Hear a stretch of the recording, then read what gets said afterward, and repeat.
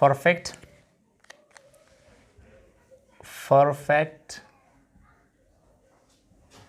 Tenses, जितने भी perfect tenses हैं इसी क्लास में हम उसको डिस्कस करने जा रहे हैं. Perfect tenses. Come here, take this table. Okay, so what is actually perfect tenses का पर इस्तेमाल करते हैं? Remove this पे. Put it there. Okay, so perfect tenses. Now look at here. Perfect tenses को हम 3 हिस्सों में तकसीम करते हैं, यानी परफेक्ट टेंस के 3 अक़साम हैं. ठीक है, जिस तरह हमने किया था और टेंसेस को, इसी तरह इनके भी 3 अक़साम है, पास्ट, प्रेजेंट और फ्यूचर. यानी past perfect tense, present perfect tense है, फ्यूचर परफेक्ट टेंस.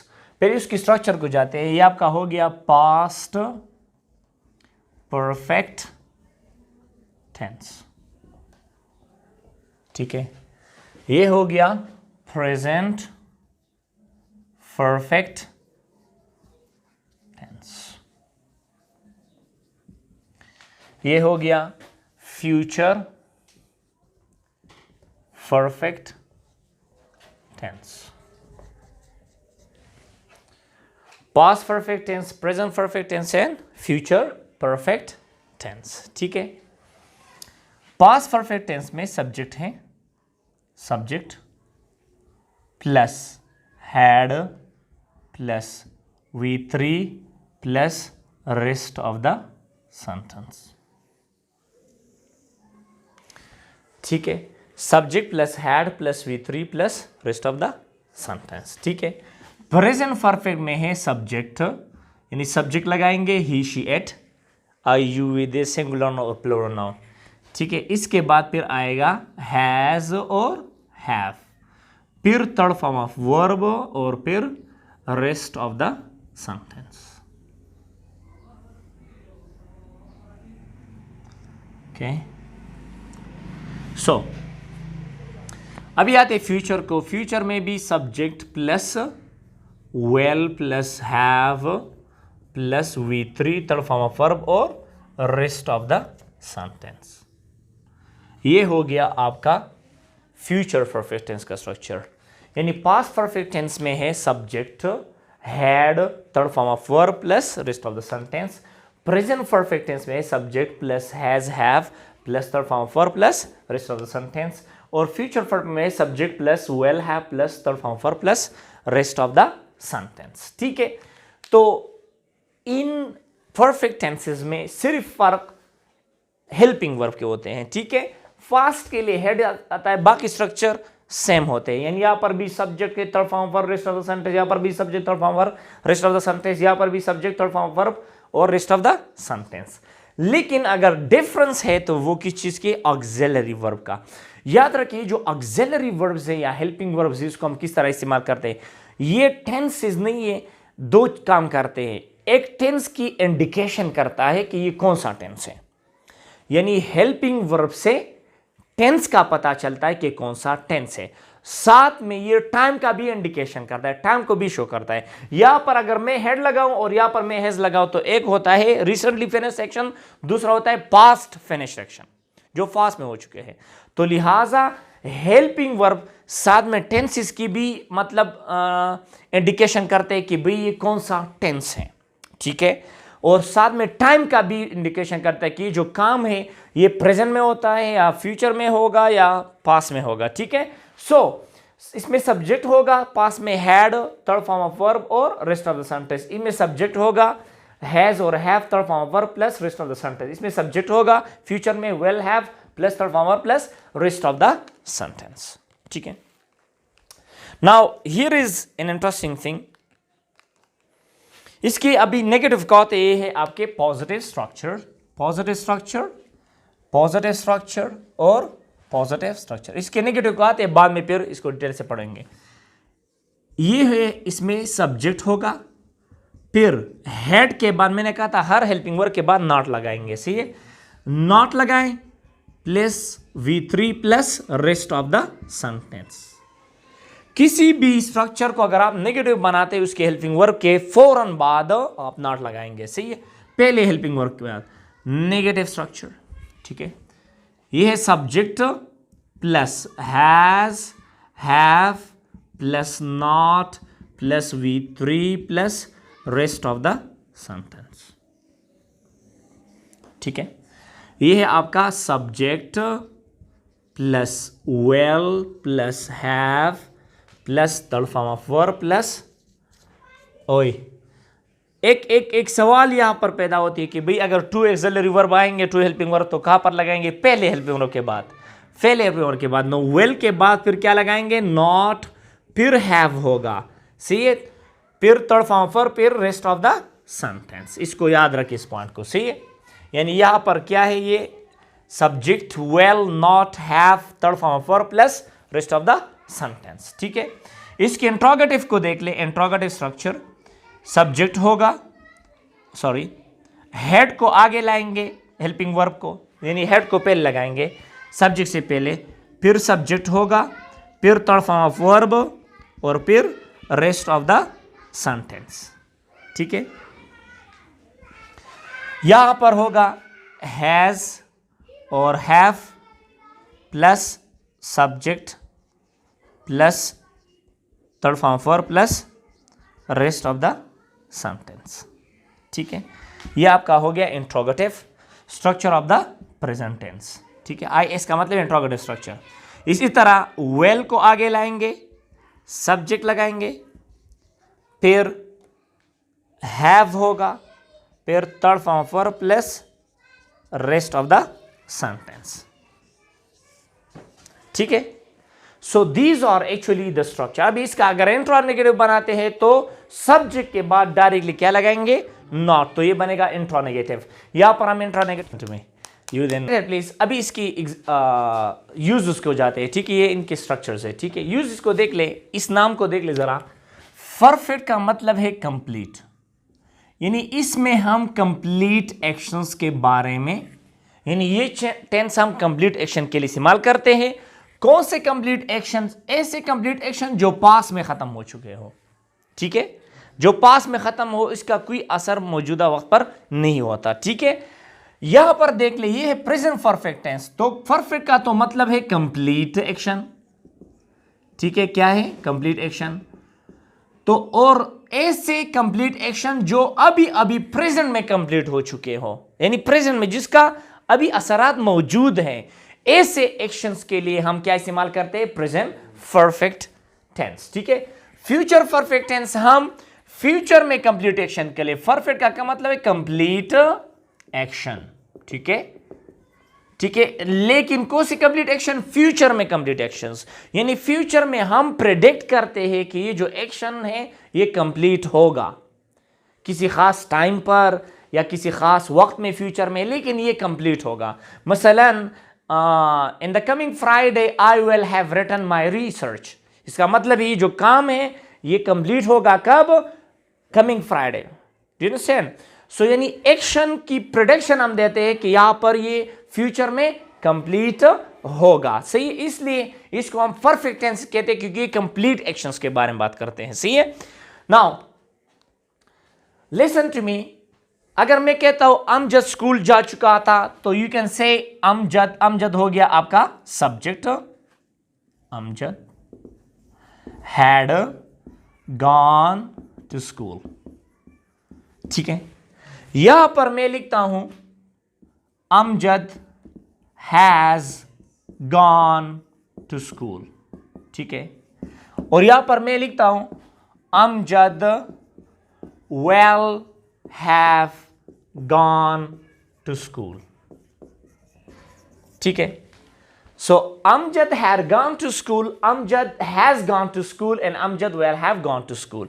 यहां पर ही शी के साथ क्या लगाते हैं? हैज, उसको याद करके। ही, शी, एट और सिंगुलर नाउन के साथ प्रेजेंट सिंपल में क्या लगाते हैं? हैज, ठीक है। और आई, यू, वी, दे के साथ क्या लगाते हैं? हैव लगाते हैं। Do you understand? It's very very easy. Now so Amjad had gone to school, Amjad has gone to school and Amjad will have gone to school.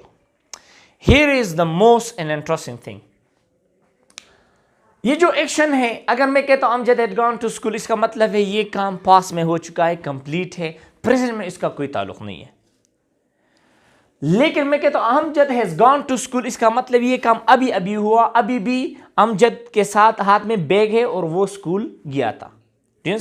Amjad has gone to school, ठीक है। Next one, Amjad will have gone to school, इसका मतलब ये जो action है ये future में complete होगा, यानी फ्यूचर में हम एक कंप्लीट एक्शन के प्रोडक्शन देते हैं। ये तो जर्नल इसका यूज है। नाउ सेकंड यूज, ये वाहिद एक्शंस हैं जो दोबारा, यानी ये स्ट्रक्चर में जब पास्ट परफेक्ट टेंस को हम कब इस्तेमाल करते हैं, जब दो कंसेक्यूटिवली एक्शन पास में हो जाए, दो कंसेक्यूटिवली एक्शन हो जाए, मतलब एक पहले हो जाए दूसरा इसके बाद हो जाए, तो उसको हम कहते हैं कंसेक्यूटिव एक्शंस। जब पास में दो कंसेक्यूटिव एक्शंस हो जाए तो उनके लिए हम पास्ट परफेक्ट टेंस इस्तेमाल करते हैं।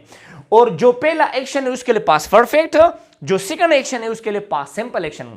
मसलन जब मैं घर गया तो बिजली जा चुकी थी, तो दोनों एक्शन पास में है। जब मैं घर गया तो बिजली जा चुकी थी, पहला काम कौन हुआ था, बिजली जा चुकी थी, तो इसके लिए हम इस्तेमाल करते हैं पास्ट परफेक्ट। और जो सेकंड एक्शन हुआ था पास में, यानी दो कंसेक्यूटिव एक्शन, कंसेक्यूटिव का क्या मतलब कि एक आगे हुआ इसके पीछे दूसरा एक्शन हो गया, सही है, तो इसको हम कहते हैं कंसेक्यूटिव। तो जब मैं घर गया बिजली जा चुकी थी, तो बिजली पहले जा चुकी थी और मैं बाद में घर गया, तो लिहाजा बिजली के लिए हम इस्तेमाल करेंगे पास्ट परफेक्ट टेंस, और सेकंड एक्शन के लिए हम इस्तेमाल करेंगे पास्ट सिंपल टेंस। मसलन इस तरह लिखेंगे, when I went home, ये पास्ट सिंपल टेंस है ना, when I went home, ठीक है।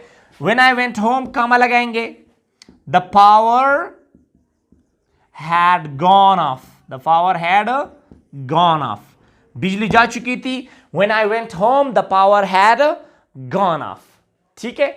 तो ये है आपका मतलब पास्ट परफेक्ट का एग्जैक्ट यूज जो है, मैन यूज जो है वो है जब दो एक्शन कंसेक्यूटिवली हो जाए।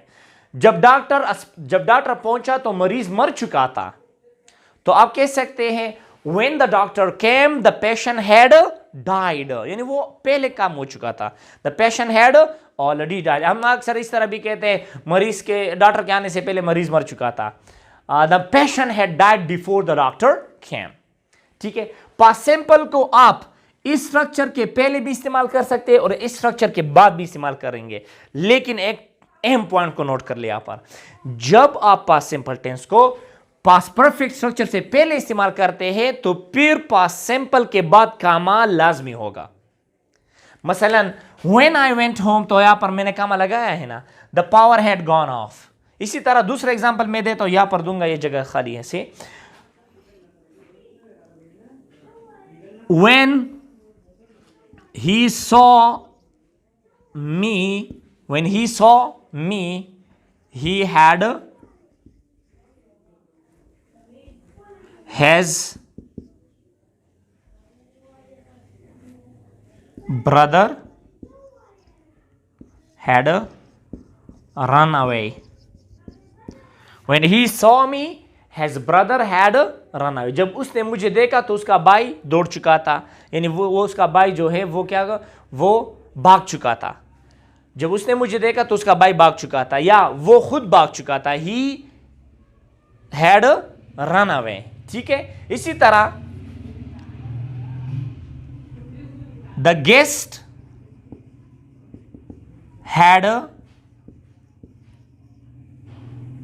came यहां पर मैं लिखता हूं when I made the tea। The guest had came when I made the tea, ठीक है। मेहमान आ चुके थे जब मैंने चाय बनाया, यानी यहां पर यह काम पहले हो चुका था, मेहमान के आने का काम पहले हो चुका था, तो लिहाजा the guest had came when I made the tea। Do you understand? लेकिन यहां पर मैंने कुछ कामा नहीं लगाया क्योंकि पास्ट सिंपल पास्ट परफेक्ट के पीछे आया है, ठीक है। क्योंकि यहां पर ये जो पास्ट सिंपल टेंस है ये डिपेंडेंट क्लॉज की एक्ट करती है, डिपेंडेंट क्लॉज की तरह होती है, तो लिहाजा अगर डिपेंडेंट क्लॉज पहले आ जाए इंडिपेंडेंट क्लॉज के बाद तो फिर कामा लगाएंगे, अगर इंडिपेंडेंट क्लॉज पहले आ जाए डिपेंडेंट क्लॉज बाद में आ जाए तो फिर नहीं लगाते हैं हम कामा, वी डोंट यूज कामा, ठीक है। यहाँ कंजंक्शन इस्तेमाल कर सकते हैं, ठीक है, वो वहाँ पर भी तो कंजंक्शन है, ये व्हेन असल में वहाँ पर भी कंजंक्शन होता है, व्हेन ही काइंड।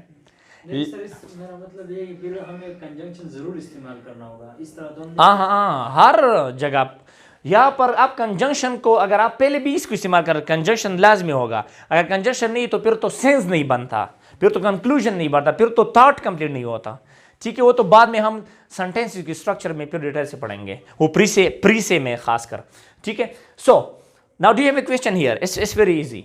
यानी जब दो एक्शंस कंसेक्यूटिवली हो जाए पास में, याद रखें इसका इस्तेमाल, प्रेजेंट परफेक्ट इस्तेमाल को देख लें, ये अक्सर ऐसा एक्शंस के बाद बात भी करता है जो कंप्लीट हो लेकिन मुकम्मल कंप्लीट ना हो, मतलब इनकम्प्लीट एक्शन के बारे में अक्सर।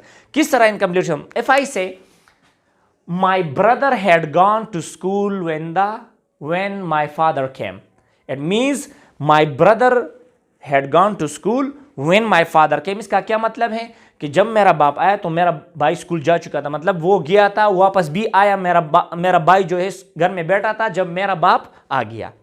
इसको कहते हैं हैड गॉन, का मतलब है कंप्लीट एक्शन। लेकिन जब मैं इस तरह कहता हूं my brother has gone to school, तो इसका मतलब यह होगा कि वो अभी भी स्कूल में है, वापस नहीं आया है। लेकिन अगर आप एक कहते पास्ट सिंपल इस्तेमाल करेंगे, my brother went to school, इसका मतलब है वो चला गया है और वापस भी आया है, सही है। लेकिन अगर मैं कहता हूं my brother has gone to school, इसका मतलब है वो अभी भी स्कूल में है। नेक्स्ट वन, सपोज आप पिशावर में हो, आप पिशावर चले गए हो, सही है, और कोई आपको कॉल करता है कि आप किधर चले गए हो, तो आप कहेंगे I have gone to Peshawar. जब आप मतलब गए हो और वापस भी आए, जब आप वापस आए तो फिर जब आपको कोई कहे कि आप किधर चले गए तो आप कहेंगे आई वेंट टू पिशावर। इसको हम कहते हैं स्ट्रॉन्ग इफेक्ट्स। यानी ये जो एक्शन है ये कंप्लीटली जो है वो कंप्लीटली जो है उसका जो सीक्वेंस है वो कंप्लीट नहीं है, सही है। सो देयरफॉर वी से it is used for a strong for strong efforts of the actions which have recently finished।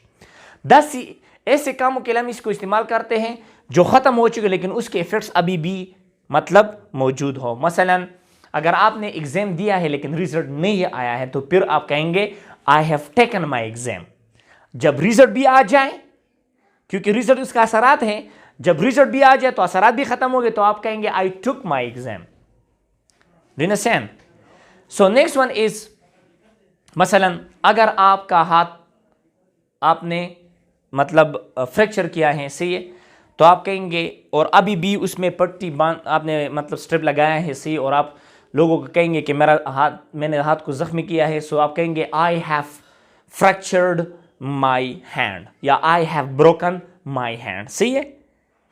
लेकिन अगर इसमें नहीं और आपने पहले से उनको मतलब फ्रैक्चर किया था हाथ को और अभी ठीक हुआ है, बिल्कुल ठीक है, काम भी कर सकते, तो फिर आप कहेंगे आई ब्रोक, पास्ट सिंपल को इस्तेमाल करेंगे, आई ब्रोक माई हैंड या आई फ्रैक्चर्ड माई हैंड। तो इसका मतलब है कि जो प्रेजेंट परफेक्ट टेंस है इसको हम ऐसे कामों के लिए इस्तेमाल करते हैं जिनके इफेक्ट्स अभी भी मौजूदा टाइम में हो। मसलन if I say Jawad has broken the chair, Jawad ने कुर्सी तोड़ी है, Jawad has broken the chair, तो इसका मतलब ये कुर्सी अभी भी टूटी हुई पड़ी है, सही है। So it means it shows that action has efforts in the present time, इसलिए हम इसको कहते हैं present perfect tense. Past perfect का और पास्ट सिंपल का कोई ताल्लुक प्रेजेंट के साथ नहीं होता, और प्रेजेंट परफेक्ट का इसलिए हम इसको प्रेजेंट कहते हैं क्योंकि इसकी असरात जो है वो प्रेजेंट वक्त में मौजूद होते हैं, सही है, इसलिए हम इसको कहते हैं प्रेजेंट परफेक्ट टेंस, ठीक है। कभी हम जब इंट्रोडक्शन करते तो इस तरह कहते कि आई हैव डन, वो जो लास्ट क्वालिफिकेशन होता है इसका रिजल्ट ये सारी चीज़ों पे कंप्लीट होते हैं, फिर हम इस तरह क्यों कह सकते हैं कि मतलब I have done the degree. ये जो स्पोकन इंग्लिश में है, ये अमेरिकन वाले जो हैं वो कहते हैं, उसमें अब असल में स्पोकन इंग्लिश की बात होती है, स्पोकन इंग्लिश में अक्सर हम ग्रामर्स के रूल्स को वो तोड़ते हैं, ठीक है। वो अक्सर जो है हम कहते हैं आई हैव गॉन, तो वो कहते हैं आई एम गॉन।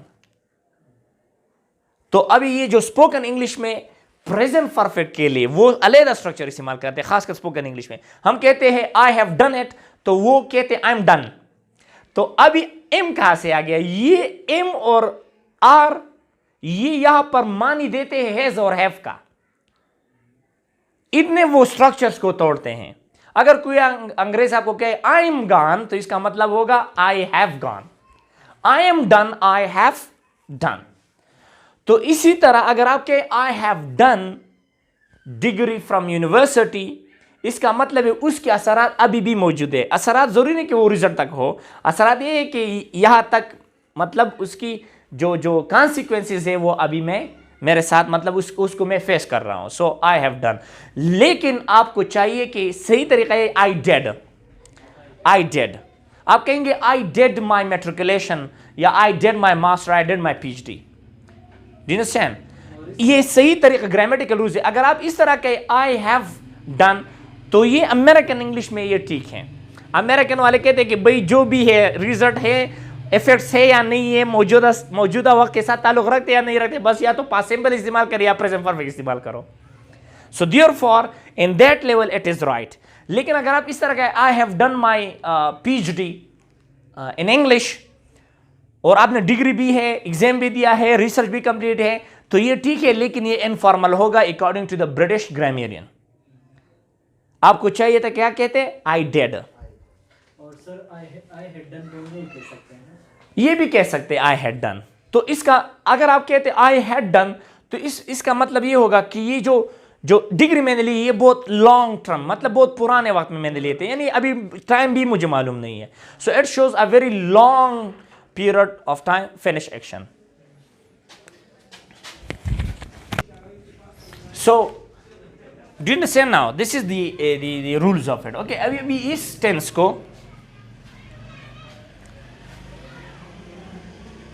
को भी हम कंसेक्यूटिव एक्शंस के लिए इस्तेमाल करते हैं, फ्यूचर के लिए, कंसेक्यूटिव एक्शन के लिए। मसलन किस तरह? इसकी जो कंसेक्यूटिव एक्शंस है, पहले एक्शंस के लिए तो हम पास्ट परफेक्ट फ्यूचर परफेक्ट को इस्तेमाल करें, सेकंड एक्शन के लिए पास्ट सिंपल इस्तेमाल नहीं करते, प्रेजेंट सिंपल इस्तेमाल करते हैं। मसलन जब आप आओगे तो मैं खाना तैयार कर चुका हूंगा, मतलब ये जो काम है खाने पकाने का वो पहले से मतलब कंप्लीट होगा फ्यूचर में, फिर उसके बाद कौन सा काम होगा? आपके आने का। सही है? तो लिहाजा इसलिए ये कहते हैं when you come I will have cooked the meal. Understand? जब वो आएंगे तो हम क्लास खत्म कर चुके होंगे। इसका क्या मतलब है कि दो फ्यूचर में कंसेक्यूटिव एक्शंस के बारे में बात करते हैं। When they come we will have finished the class. Do you understand? So वो फिर कंडीशनल टेंसेस, कंडीशनल टेंसेस अलग टेंसेस है, वो आ रहे हैं, उसमें फिर डिटेल से पढ़ेंगे। ठीक है? दो किस तरह दो कंसेक्यूटिव एक्शंस को हम real actions and unreal real actions के बारे में भी मतलब वहां पर हम डिस्कस करेंगे। सही है? सो इसकी स्ट्रक्चर तो बहुत आसान है। The guest had, okay, negative किस तरह बनाएंगे? I had not written a letter, I have not written a letter, I will have not, I will not have written a letter. क्या असलम सिगरेट पी चुका था? Had Aslam smoked cigarette, has Aslam smoked cigarette, will Aslam have smoked cigarette. So from here you use yes, here you use no. ठीक है? यहां पर इस negative में फिर हम अगर आप कोई आपसे क्वेश्चन पूछे have you gone to school, तो आप कहेंगे no I have not gone to school, yes I have gone to school. Will you have gone to school? Yes, I will have gone to school. No, I will have not gone to school. इस structures को आप याद कर ले, हमने पिछले class में detail से पढ़ा था, तो यहाँ पर मैंने वो वीडियो कल इंशाल्लाह कौन से रह गए? पास्ट परफेक्ट कंटिन्यूअस, फिर फिनिश, फिर पैसिव एक्टिव वॉइस को डिटेल से पढ़ेंगे। ठीक है? That's all, see you next time.